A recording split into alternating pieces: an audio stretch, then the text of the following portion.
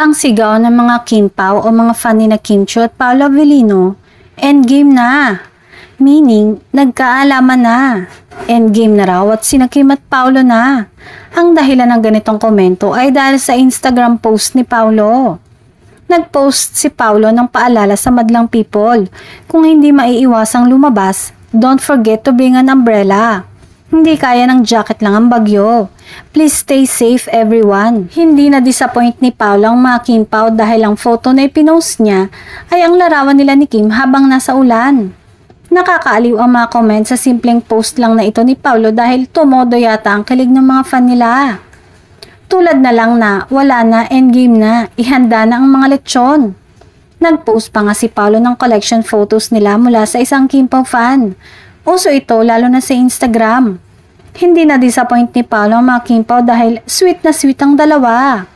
Grabe, paano nga kaya at kung kumpirmadong may relasyon na ang dalawa at official na umamin? Malamang magkagulo na.